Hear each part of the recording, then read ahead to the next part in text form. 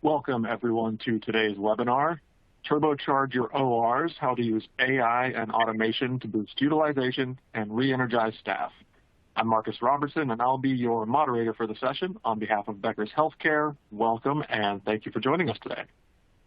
Before we get started, I'm going to walk through a few quick housekeeping instructions.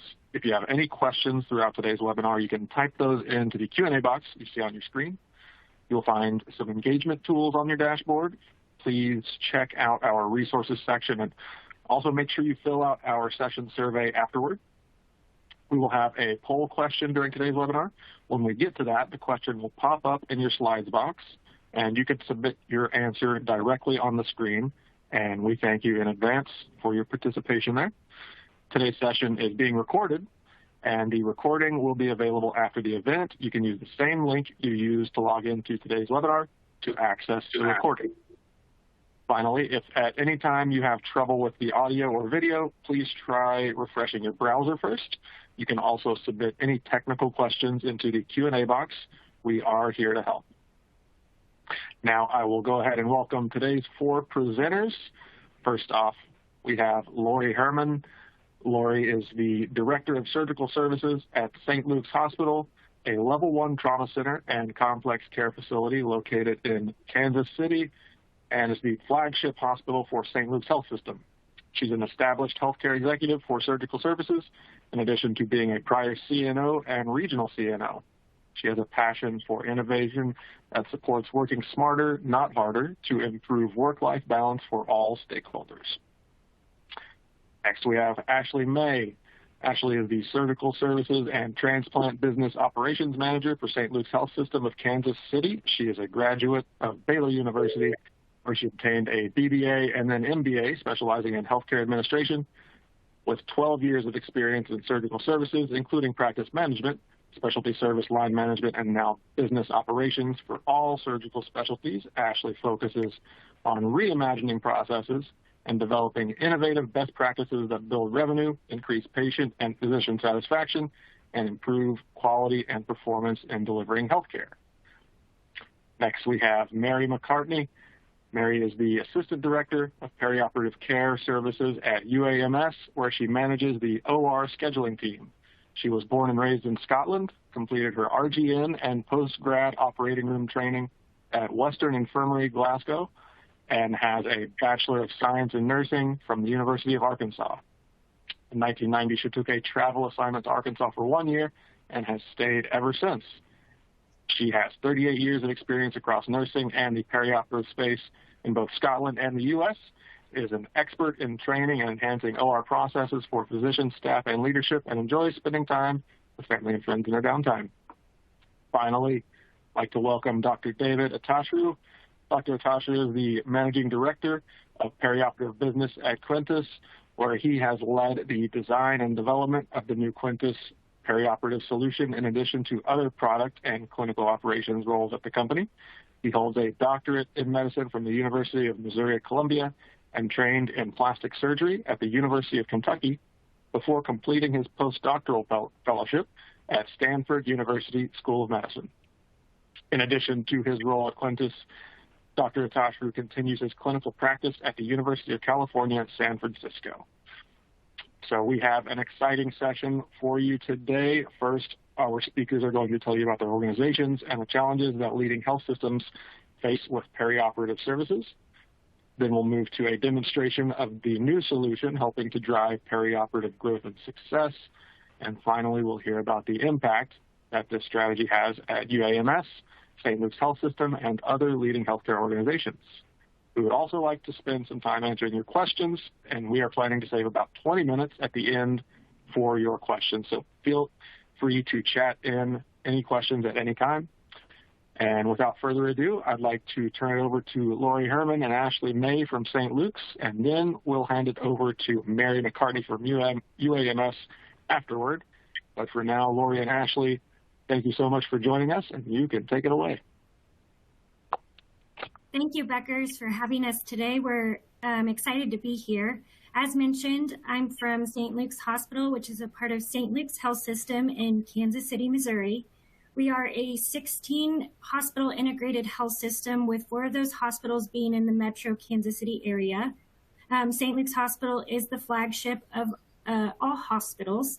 We are a level 1 trauma center, and we have all specialties here, including liver transplant, heart transplant, kidney transplant, and all other specialties you could think of. We have 26 operating rooms that are broken into 3 different individual ORs, the neuro OR, CV OR, and main OR. Within those ORs, we have 5 surgical robots, including 3 intuitive robots, 1 Mako, and 1 ROSA system. The makeup of our surgeons operating in our health system is about a 60-40 split between independent and employed. We have 2 OR schedulers that support all of these ORs, and we do about 12,500 surgeries per year. Thanks again. We're excited to be here. Mairi? Thank you again, as you said, for the opportunity, for the invite for today's presentation. As you say, I'm Mairi McCartney. I am currently at University of Arkansas for Medical Sciences, which is the only level 1 adult trauma center in Arkansas. We are an academic teaching hospital. We cover all specialties apart from heart and lung transplants. We have 28 operating rooms broken into 2 locations, our main OR and our 1-day surgery location. We have 3 robots, 2 in the main OR, 1 in 1 day.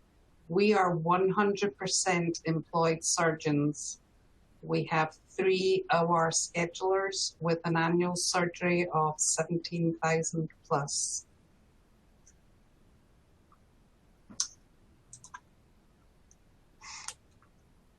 All right, and so on here, this slide, you can see the challenges for OR teams, and I'll speak to St. Luke's Hospital.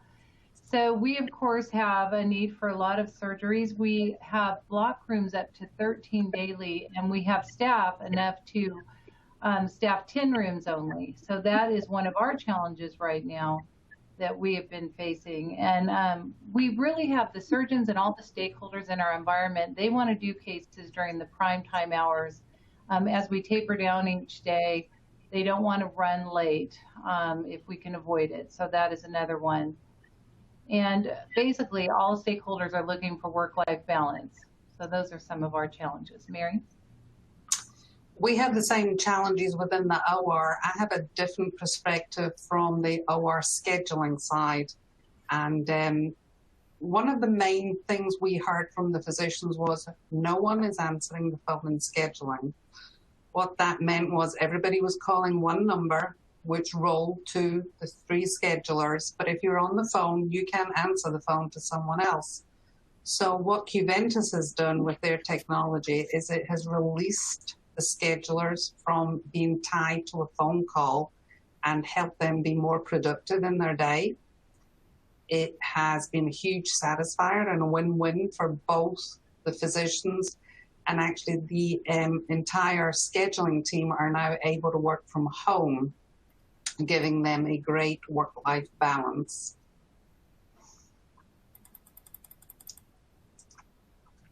Perfect. Awesome. Thank you, guys. With that as background, what I'd like to do now is just take a quick poll from all of you on what are some of the biggest problems you are facing today. As we bring up the poll, I'd ask is please select all the challenges that you experience at your organization. We'll give folks a few seconds here to complete the survey, and then we'll take a look at the results.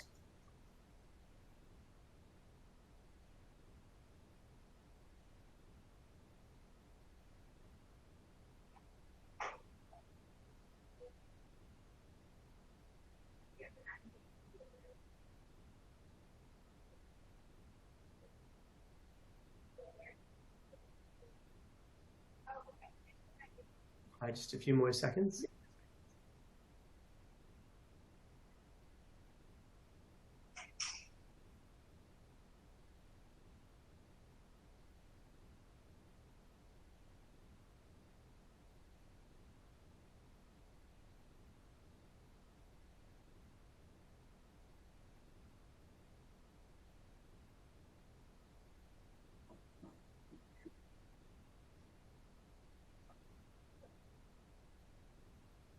All right, wow. So not surprising here, as we kind of take a look, staffing shortages requiring people to run fewer operating rooms and needing to maintain volume or grow volume through that.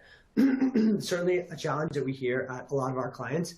And then for over 50% of you, too much time spent manually coordinating the schedule, and as well, the schedule being too blocked and having difficulty finding space for neurosurgeons. That's really helpful context as we go into our discussion. So if we can jump over to the next slide. So what I'd like to do is talk through a little bit about automation and how it works. And then we'll talk through some example outcomes from Lorie and Ashley as they have been doing this and working through this in their systems. So maybe a little bit of background on Cubanis. So Cubanis is a 12-year-old Silicon Valley-based technology company. Our mission has always been to simplify how healthcare operates. But to accomplish that, what Cubanis had to become uniquely good at is automating care operations. And for this conversation, we're going to focus on surgery, but that automation of care operations happens across the hospital, in the inpatient and the ED setting. So we offer a complete system there. And in order to do that well, in order to automate care operations, we had to develop deep expertise in not just building artificial intelligence systems and machine learning algorithms, but actually getting good operationalizing them through automation and using and leveraging behavioral science principles to actually change an end user behavior. Because healthcare is inherently a people business. And in order to affect change, you've got to be able to impact the outcome that a user is doing. And so in addition to that, we have to develop deep expertise across clinical operations, performance improvement, and change management. And all that comes together in the Cubanis system as a single platform and a complete system to enable healthcare transformation. That includes a real-time automation platform and best practice solutions and expert services to implement our technology. I think we've been really grateful to have been doing this a long time and to have developed partners across the country, all the way from academics to community hospitals and across a multiplicity of different EMRs. Next slide. As we thought about the goal here in automation and simplifying our lives and optimizing the business in surgery, think about all the amazing technology that you've come to take for granted in your personal life and that you've come to expect and rely on. But the question that we didn't understand was, why couldn't that be available for you, that same technology, in your professional life? For you as schedulers and directors and VPs, and for your surgeons. You think about this, at home, we're able to quickly look for options for travel and find them within seconds online. Machine learning is actually optimized and used to predict with high accuracy what movies we might be interested in watching, and kind of learns our taste and evolves over time. You see that in Netflix. Or if you look at the airline industry, right, we see airlines using algorithms to help manage yield optimization so their flights can stay on time and be profitable, and so that airline fares can stay low for you and me. And finally, if you look in the home space, right, automation has taken so many of the tasks that are manual and routine just a few years ago, like turning on the lights or adjusting the temperature, and made that even easier. And the question you need to ask is, why shouldn't those same things be available to you in the perioperative space? And so if the opportunity, next slide, are we there? Next slide, yep. So if the opportunity is to automate strategic growth and in the process simplify operations, if that's the goal, how do you get there in the fastest and most sustainable way? Well, we believe 4 key things are required. We call these like the ABCs. 4 things that Cubanis does uniquely well. And one click, please. The first is artificial intelligence, right? So these are models built on your data. They're local and improve over time. So they're actually learning models that are operationalized into intuitive interfaces for end users. Just like what you see in Waze for navigation, where it's not just a prediction, but it's actually telling you, turn left here, turn right there. Without that, what you have is a rules-based system, blocks that are released at a specific time, or maybe a digital calendar for the schedule. But with artificial intelligence, what you get is a personalized outreach to fill white spaces on the schedule strategically. You get a faster interface to find the times that you're looking for, just like what you would see in Google search with prioritized results. The second thing you need is automation. So one click. So that's to do things automatically that you would otherwise had to do manually. This includes things like bidirectionally writing back into your EMR, so you can both read and write back. Without that, what you have is schedulers manually transcribing surgery booking sheets. And then, on the other hand, in the surgeon's office, schedulers scouring the schedule to figure out how to find time and make a room potentially work. But with it, what you have is the ability to create capacity in an automated way without ever having to have someone pick up the phone and do that manually. So the third component is, one click please, is behavioral science. This is the part that provides the why. If we're asking someone to do something, we should provide them with the why, the context of what's in it for them, to make it easy for them to take the action that we're suggesting. Without that, what you get is frustration. People saying, why are you asking me to do this? And a lack of engagement because of that. But with it, what you can realize is more time being released, more engagement from your surgeons, more people understanding, okay, I understand why I should take this decision in this moment, and the easy path being available for me to do that. And one click more, the last thing you need is comprehensive data. That's data outside your EMR. Cubanis has compiled the most comprehensive market data. It's updated in real time, and it's connected to our automation platform. Because without it, what you've got is your growth is constrained. You can only see inside your four walls. But with it, you can start to tap into volume beyond what you had and really excite surgeons, because now when they're looking to develop a center of excellence, get really good and drive the referrals for the procedures they love, they've got a method to do that. So these ABCs are built in the fabric of everything that we do, and they enable a solution to work. So next slide, please. So we believe that every patient, surgeon, and OR scheduler should have access to this kind of technology. That's why we built the only end-to-end solution for perioperative growth. And the key to being able to bring this vision to life quickly is the Cubanis automation platform. So you see that there. The platform is proven to help us rapidly develop and deploy new interventions. So one click. To start, what we do is ingest historical data from the EHR. We train our machine learning models and provide the information for real-time insights. We're able to write information back into the EHR as well. And that bidirectional integration is crucial for reducing the burden on the OR teams and eliminating the extra clicks and steps in the workflow. One more click. So to augment the EHR data, we also bring in proprietary data sets, such as longitudinal claims data for 300 million patient lives, to help our partners compete and navigate in their markets. So now, with this foundation in place, we begin attacking each of these barriers to grow that we just talked through. So the core of the solution is a symbiotic relationship between the modules creating access and unlocking strategic growth. The products we've built use behavioral science principles to create additional access in the OR, and then automate growth by using AI to strategically fill the schedule. As volume increases, the demand for more access increases, creating what we think of as an entire engine of the periop solution. This simultaneously removes the first two barriers to growth. However, technology in a vacuum does not go far enough to solve these challenges, so we need real-time insights. So the OR Insights module builds on the core module. It supports the sustainable process improvements and highlights areas for further opportunity. And finally, as we kind of talked about, the picture is not complete without an understanding of what's going outside of your four walls of your health system. Trying to compete in your market without knowing what your competitors are up to is pretty hard. So to remove the final barrier to growth and begin capturing the market share, we believe it's necessary to inform decision-making and catalyze growth for surgeons by integrating the most recent market data possible. That market insight module highlights practice growth opportunities, identifies competitive performance systems, and allows us to do more. And now, with that, we understand kind of this holistic picture of how we get there. Let's take the solution in more detail.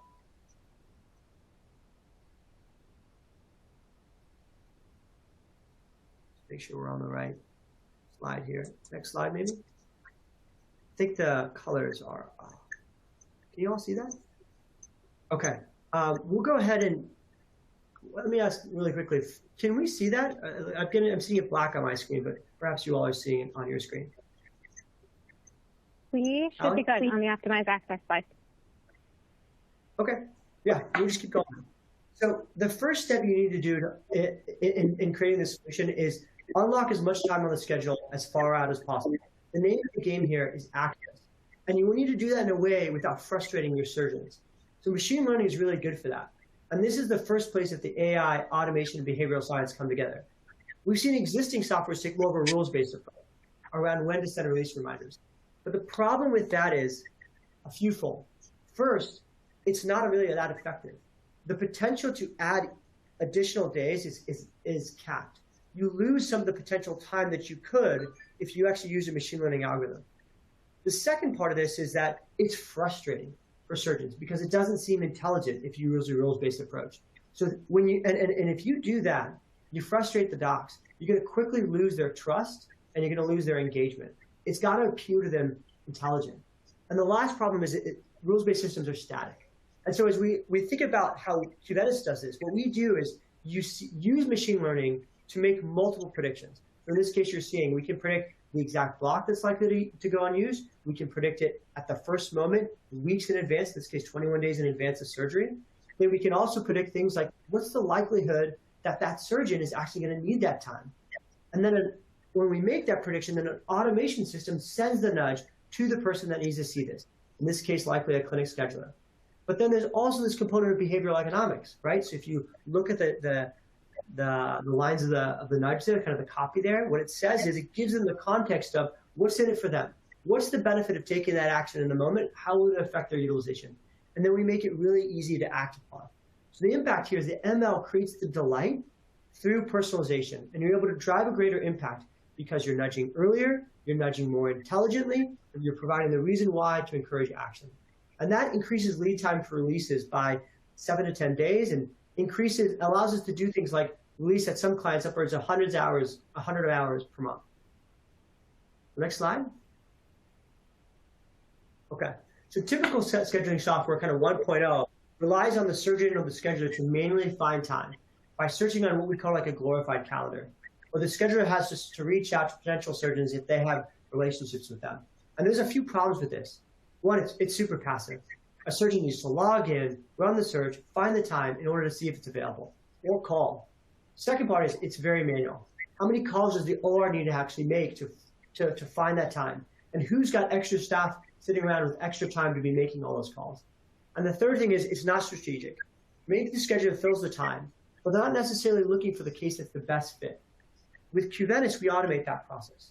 We have a machine learning algorithm that's tailored to your strategic goals, taking into account things like case contribution, strategic service lines, the things you're looking to grow. And then what it's doing, it's also predicting when is a surgeon most likely to be available, need time. And then it reaches out one by one to who's the next best fit surgeon based on their previous booking patterns and engagement to help them get into the operating room in a more prioritized fashion. So we're actively automating that process and helping you remove the burden from the OR schedulers and surgeons to manually fill the time. Next slide. And if that's the push piece, you also need a self-service way for surgeons to access your schedule.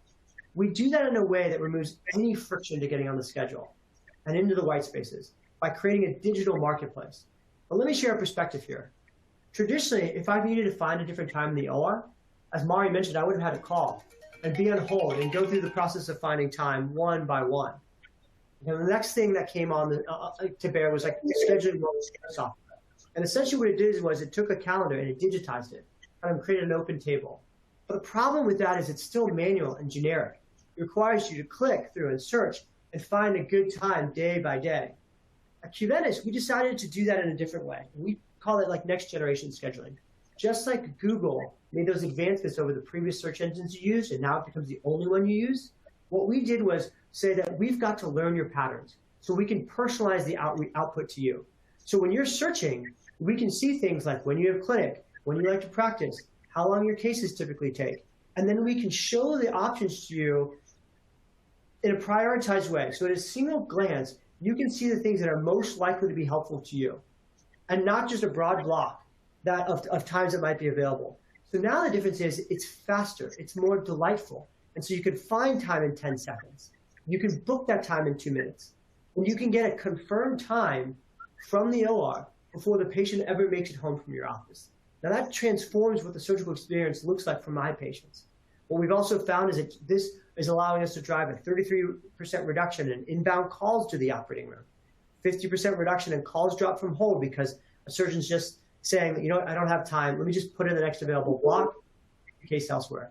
All while some of our institutions are doing this despite having staffing challenges and reduced FTE.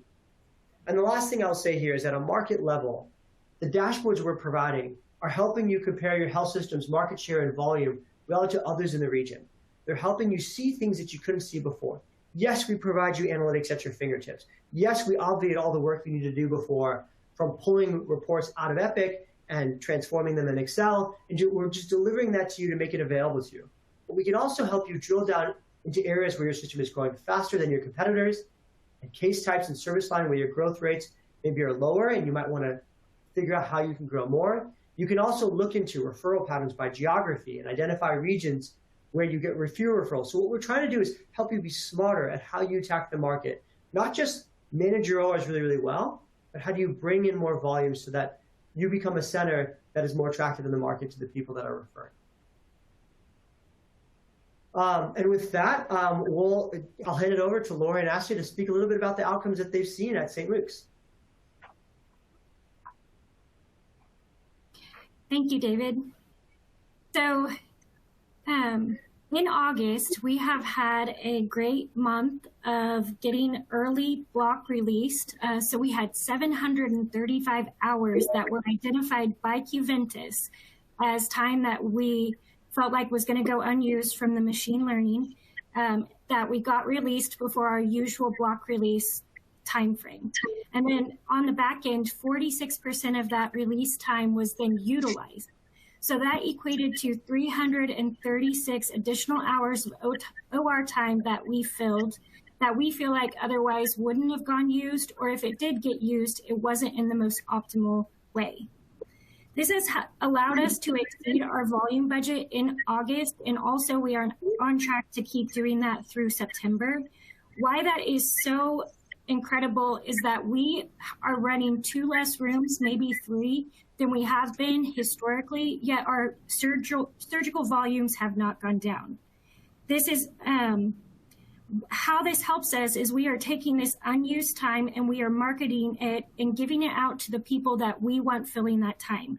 So those high margin elective cases are getting in there and filling our OR time that previously they probably didn't know that time was available, or it was given out to cases that we maybe didn't want in that time slot. Next slide. All right, and thank you, Ashley. And so for this here, Cubanis is really helping our OR be more efficient so we can get more cases on and end the day earlier and back to that work-life balance and stakeholder satisfaction. So the 8.1 additional early block release time allows surgeons to get additional cases on, and it actually has increased our volume. And you can also see that our prime time utilization is very good. It's increased quite a bit. But what's really impressive is that we have been able to do this and achieve this performance improvement while we're still having the same first case on time starts, and our turnovers are kind of stagnant right now. We're going to go ahead and improve on those, work on those moving forward so that hopefully we can even see an uptick from that as well. So looking to improve those. Next slide. And this is just an interesting slide because it shows the inverse relationship that while we have fewer staffed ORs by 20% down, we actually have had an increase in 7% cases on volume. Usually, of course, when you have less OR rooms, you're going to see a drop in volume. So this just shows how the efficiency using Cubanis and the AI has really allowed surgeons to get cases on within our prime time hours. So this is a really great slide. Next slide. More scheduling standpoint. One thing I'd like to say that David spoke about was Juventus takes the knowledge from your schedulers and turns it into the Juventus technology so that you're not looking at, I have next Thursday vacant, who do I think will use it? It is an unbiased system that is shared amongst all the physicians. As far as our unblocked time goes, in the last month, we've had an increase in engagement with block release. We measure our utilization to be 70 to 75%. And if the surgeon falls below that utilization, senior leadership is looking to take action and improve that utilization. It's something we spoke about historically. We've never been able to implement it before. In fact, just this morning, a physician was notified that his block release is now going from 72 hours to 5 days out, so that we are able to backfill that time. We have also made orientation to Juventus as part of our physician onboarding, and it's increased our engagement and adoption. Juventus is a huge staff satisfier. In the past, when we've had rooms that are staffed in the OR, but no patients, the OR staff, unfortunately, as I'm sure is across the country, is the staff were being sent home because the cases were not there. We have, in fact, next month, we are opening additional, what we call open scheduling rooms. The block is not assigned to anybody because our volume has increased so much that we need to open up more rooms. And Juventus technology will assist us in looking to see who is picking up that open scheduling time. Is ENT doing a free flap every Thursday? And several months from now down the road, when we have that information, that time may well be assigned to them. Keys to our success is that we have a weekly meeting, a Zoom meeting with Juventus.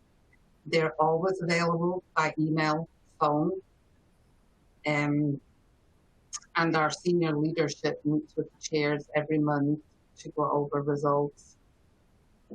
The looking ahead at the 12 days release means that we have a greater lead time to backfill. We all know if you find out 48 hours in advance that someone's not using their block, it's hard to get a patient set up, insurance authorized, anesthesia approved to backfill that time. Next slide, please.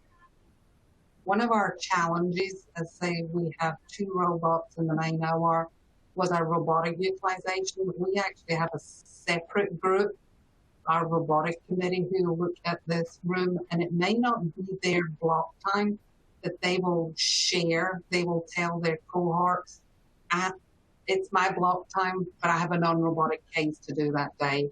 Can someone else use the robot?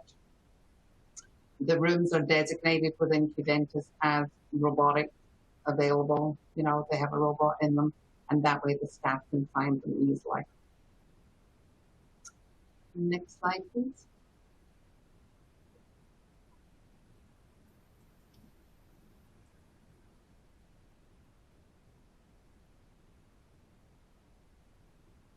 David, maybe on mute.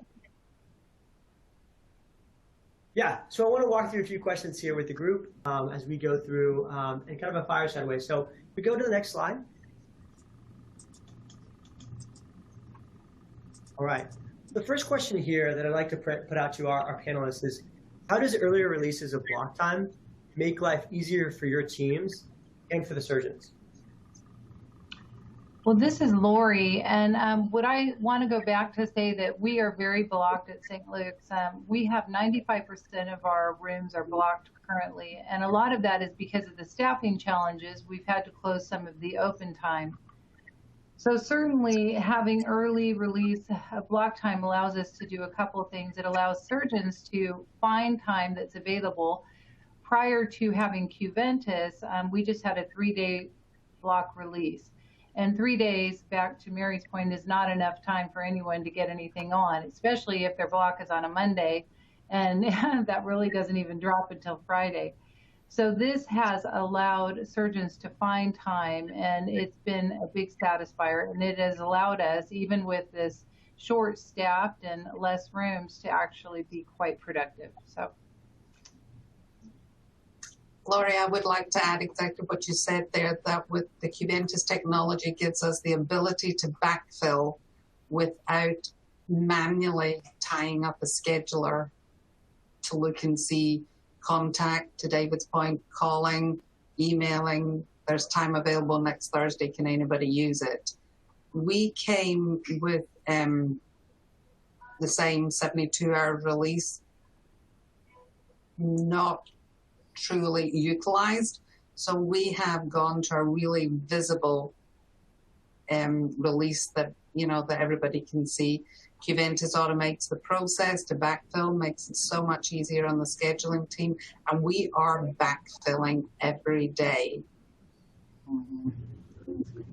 Yeah, I really appreciate that and echo that. I think, like, as you think about a surgeon in their office and a patient comes in, sometimes you need some time to work them up, to get them into pre-op admission clinic and do things. And if you only have a few days, it's not helpful to you. You need to be able to look at the schedule and see that available capacity, 7 to 10 days out generally, to be able to make something work.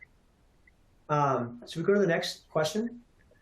All right, next question here for the panelists. How does Cubanis reduce the manual work and calls? And then also, how does this benefit surgeons and the schedulers that work with them? I'll take this one, David. So previous to Juventus, it felt like our OR schedulers were constantly on the phone, have people on hold, taking faxes, and it was almost like a ping pong game of just back and forth and trying to manage all of it. And really that doesn't allow them to slow down and think efficiently. So they, obviously every OR has scheduling parameters that you want everybody to abide by, and people have blocks, but there's really no optimization when you're just working real time trying to manage things. Now those requests are coming in through Juventus and everything is slowed down. And the surgeon schedulers can put multiple options for that one surgery in the same place. And so the OR scheduler can respond, like David said, within 30 seconds, 5 minutes. Our maximum is 30 minutes, but we usually are responding real time back and giving the best option based on those 3 options that the surgeon scheduler picked. So the surgeons really appreciate this because they feel like they're serving those patients real time. There's no back and forth. There's no questions about what's going on, and we're getting the information out. And the most important part of that is Juventus is doing all of the dirty work for us. They're taking all of those different pieces of data, surgeon behavior, open time in the schedule. They're putting it all in a nice little package and throwing it out to the people that need it real time. So it honestly has just made everything quick and efficient, and people feel like they can actually breathe throughout the day and get things done efficiently. Thank you, Ashley. I'd like to follow on to that. You made a very valid point that the physicians get real-time feedback. The Juventus system actually automates and tracks the time frame that it takes your OR schedulers to respond. So from the days where we went from no one's answering the phone to we can tell them your request was replied to within 5 minutes. So that's been very, very good for us. It cuts down the who's on the phone at the time to it goes out to everybody. It's a more fair distribution of the available time. Time saver for the surgeons. They don't have to pick up the phone, wait on someone. They just get there.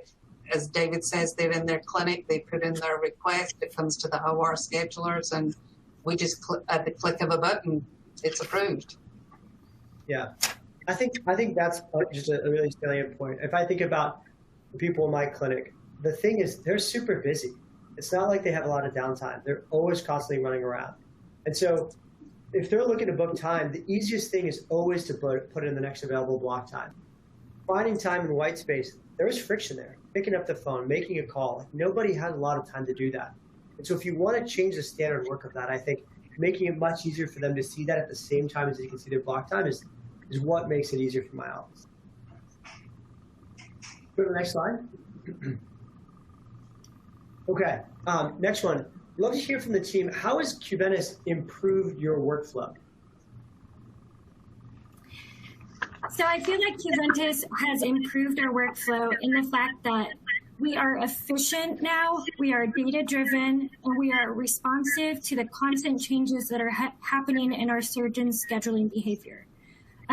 Previously, our EHR has always given us a tool to schedule with, but it's not static. It is static, and it's non-evolving. So if a surgeon suddenly starts scheduling short cases on a Monday outside of his block, Juventus picks that up immediately, and he starts getting Monday OR time suggested to him. That is open. We no longer have to manually absorb all of this information and, try to be efficient and get it out to make the best decisions. That artificial intelligence is doing all of that for us. So now we can focus on, things that make a difference for our patients in our workflow.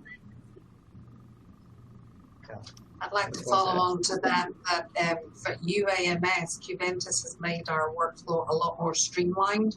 It was very fragmented before. As you said, there was a fax here, an email here, a bit of paper here. And we can also look ahead, which we never had the ability to do before because we were so wrapped up in what we were doing. Got it. Great. Thanks, Mairi. Next question. So for the panelists, I'd love to hear a little bit more about how has this helped you strengthen your relationships with those independent surgeons and their schedulers? I think, Lorie and Ashley, this might be a good one for you all as well. Sure, I can take that. So for us at St. Luke's, our orthopedic surgeon schedulers were the early adopters. They're all independent, and they're doing 100% of their scheduling through Cubanis. So we can see their benefits from them, and we actually have used their outcomes to help drive adoption from other surgeons. And as of October 1st, we will have 100% of our independent surgeons on the Cubanis platform. So we're very excited about that.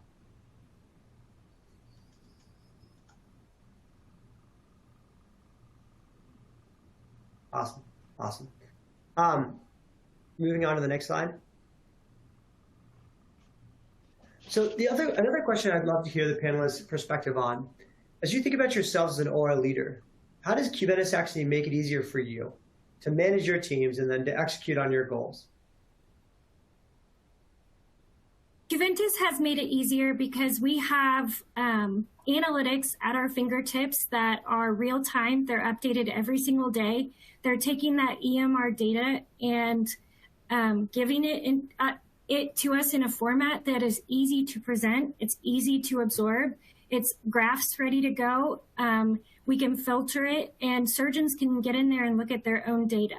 So it really allows us to be more transparent with our teams and our executives and our surgeons so we can get the data and they trust the data.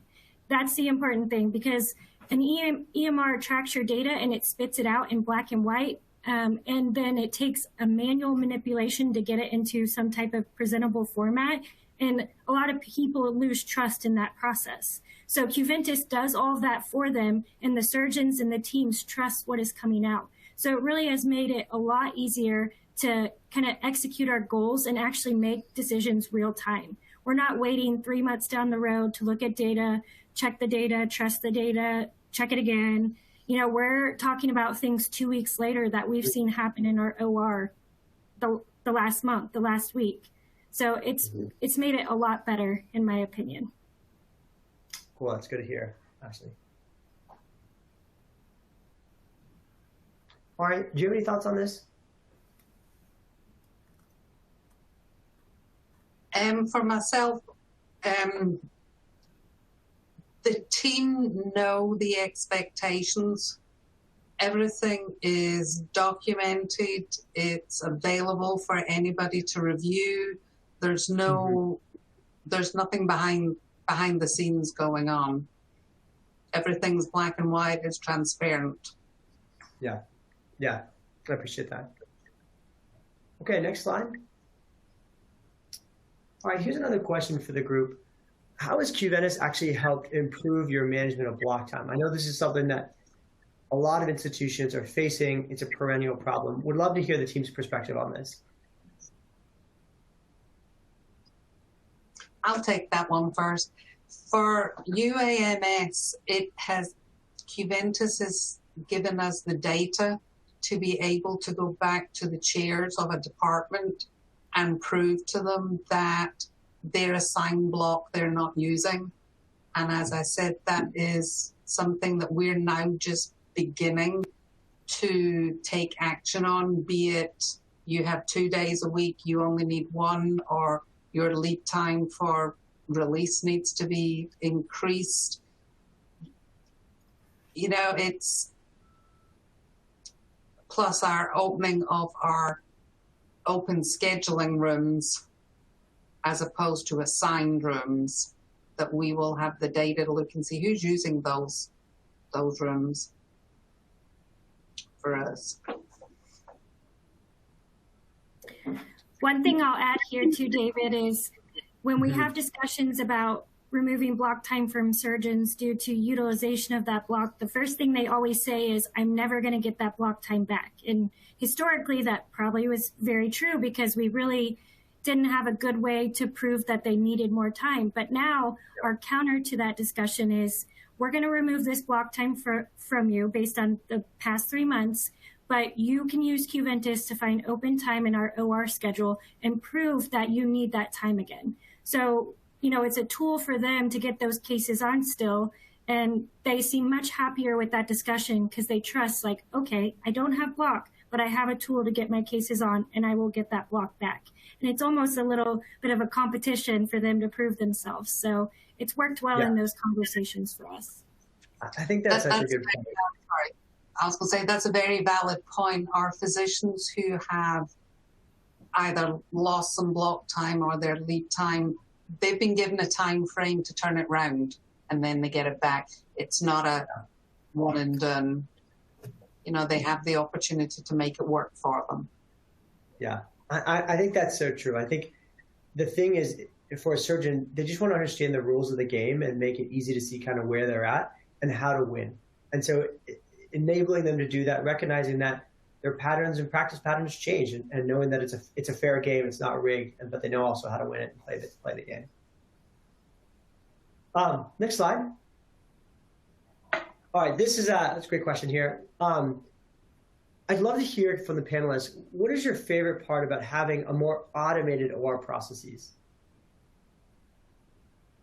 This is Lorie, and I'll start off anyway, just to say that, you know, my motto is, you know, work smarter, not harder. And this really has been a great addition to that. It's really exciting. I also like that it gives the surgeons a little bit of autonomy, you know, they can definitely have more control over their schedule, and they really like that.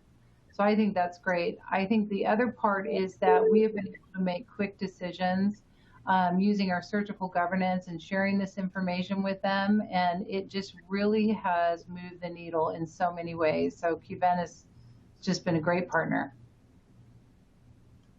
I'd like to reiterate that, Lorie, that it's taken the what's in my head into an automated system so that your staff can go on vacation without thinking, what did she tell him last week? What did we do? It's everything's there. Anybody has access to the information, the emails, everything's there. It's great. Lorie, I think that's so key, because I think in this world, and I can speak for the surgical world, there is a ton of turnover that happens with our staff. People come in, go out, and then also people go on vacation. And what you don't want is a disruption.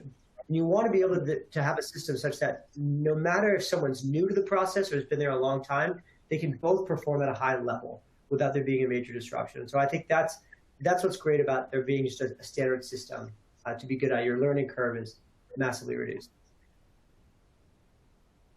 All right, next slide. Just a couple last question here. I'd love to hear the panelists' thoughts on what are some of the keys that you've seen to being successful with automation? Because there's a right way to use it and a wrong way to do it. And we'd love to get your thoughts on what's worked for you all to be successful in using automation. I think one of the first things for us at UAMS, as I say, is we have now made Juventus education part of our physician onboarding. So it's everybody is on the same page. Everybody has the same buy-in, and ultimately our patients are being taken care of in a better time frame.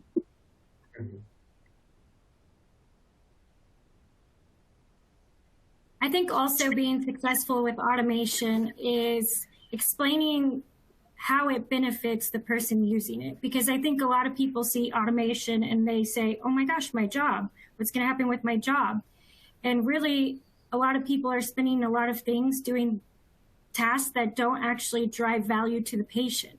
So now we're taking some of those, tasks that aren't really fun and no one loves to do, and it's busy work. We're getting that out to an automated system that is successful at it, that can do it, quicker than all of our brains put together. And we are doing fun things that drive patient outcomes, quality of care, and higher revenue.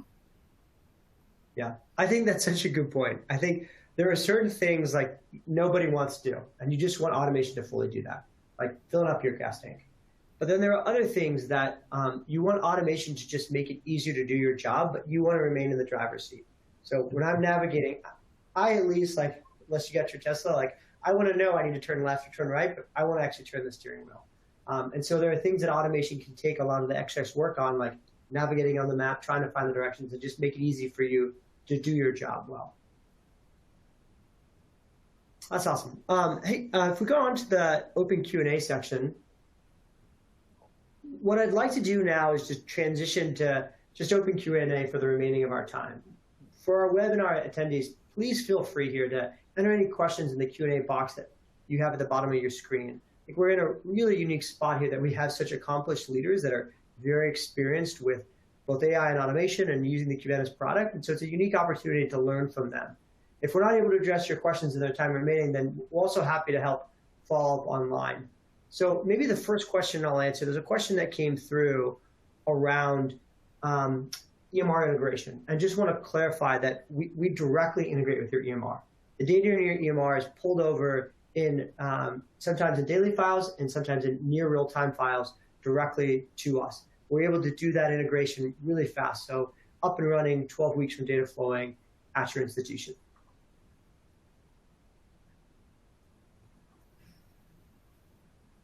All right, so looks like there is one question here coming in around plans around the prediction for canceled cases. Let me see if I can see that question better. Ali, can you read out that question? Right in front of me. Are there plans down the road to use AI machine learning to predict canceled cases and try to highlight those cases at risk, or strategically overbook the schedule, knowing that statistically there will be slack on the day of surgery? Yeah, so right now we haven't done a prediction around canceled cases, although it's something that's pretty amenable to our system architecture and the way that we do AI. Where we've started our work right now is around predicting the volume of cases that you're actually going to have in advance of the day. And so looking at 2 weeks out, 13 days out, 10 days out, let's predict the volume of cases that you'll actually have. That will also accommodate for what's likely to be canceled cases. So it's not the individual case level, but it's trying to give you a sense of how much will I actually need to staff against the volume that's coming in for that day. Good question. We've got another question up here. Is Juventus able to identify the current as-is process to then identify the pain points or areas of improvement within perioperative? If so, how is this being done? And does Juventus have some sort of process mapping capabilities? Oh yeah, for sure. So our team comes on site, and part of setup and configuration is understanding what's your current journey today, what's your standard work. And then there's a couple things that we do. We would configure the product to work within your standard work, but then also there's going to be parts where we're going to push you, where we think from the collective learning that we've had from all the different deployments we've had, what is the best process and way to do this? And we want to introduce you to that and see if those are areas that we can help improve the current standard work. All right, easy enough. Next question we got, how does Juventus accentuate the Epic platform and data? Why would you use Juventus in addition to Epic?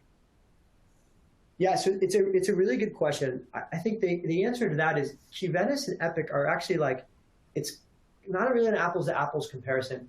Cubanis augments and complements what Epic does. There are things that Epic does really well. Data repository, data analytics. And there's things that Epic doesn't really do well that Cubanis does do really well. Artificial intelligence, automation, orchestration of action behind the scenes in an intelligent fashion. That's what Cubanis does really well. If you look at the Epic roadmap, the things that we are doing are not really covered at all in the terms of the things that they're going to be doing. So we kind of have different spaces in which we work. I think one of the things that one of our other partners had mentioned today as well, kind of the things that when they brought Cubanis on board, they were looking for a competitive advantage in the market, not just something that all the other EMRs are going to get, but something that is going to be done differently on top of that to drive additional value and people to come into the system, which I thought was a really interesting way to think about it. David, just one segue about Epic. We are Epic EMR. You can purchase different levels of Epic, and it depends on what level your institution purchase, which gives you the reporting that you receive, just as a sidebar. Yeah, Mairi, I think that's a really good point. I think, again, there is incremental value, even at the top level of the Epic purchase on reporting, but that's not where Cubanis sees like its main value. If you're looking for just like better analytics, you're much better to get a Tableau bolt-on on top of Epic, and you'll probably get your needs met. Where Cubanis' real value comes from is the automation and the AI applied through automation to fix the problems before they occur. So to better open up white space, to fill that white space faster, to create, to reduce some of the manual work associated with that, and better engage your surgeons' offices. That's the stuff that Cubanis does really well.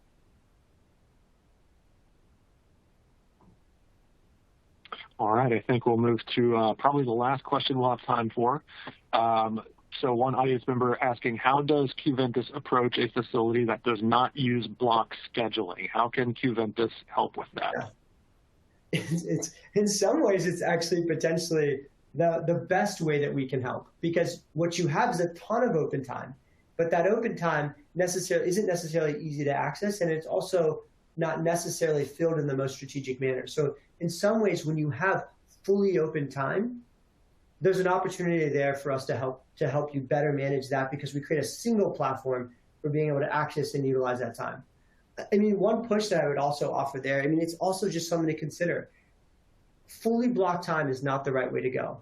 Fully open time can work, but there are instances in which having partial block is actually helpful. And so I think there might be a sweet spot we can help a team work on, in that being able to offer block when it's predictable. You can predict that a surgeon is going to need that time, can actually be a real satisfier and help streamline patient care. So those are things we'd want to talk through with you all.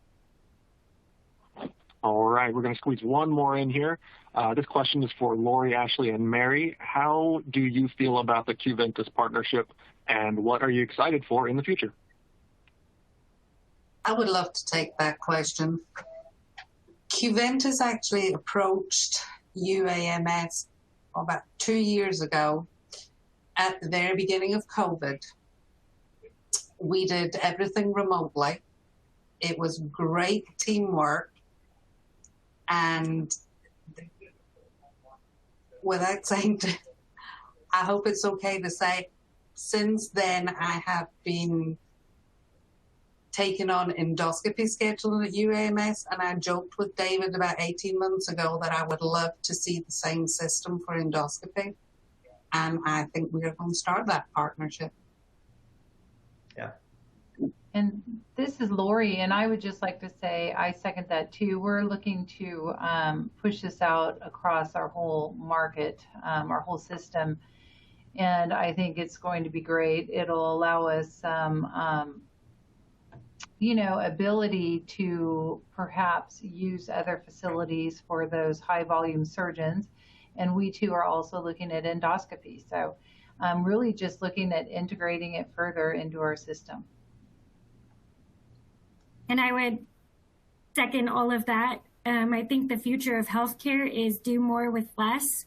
And the partnership between Juventus and St. Luke's Hospital prepares us for that future. We are ready to take on more because we have Juventus doing the dirty work for us with that automation and thinking through things efficiently. So I am excited to see what we can accomplish with Juventus in the future. All right, doing more with less. I want to thank all of our presenters. That is all the time we have for today. Also want to thank Juventus for sponsoring today's webinar. Before we close out, if you haven't already, please download our additional resources for more content and also fill out our session survey. Thank you again for joining us. We hope to see you at future Becker's webinars. Thank you so much, Ashley, Mairi, Lorie, and the attendees. Appreciate having you all. Take care.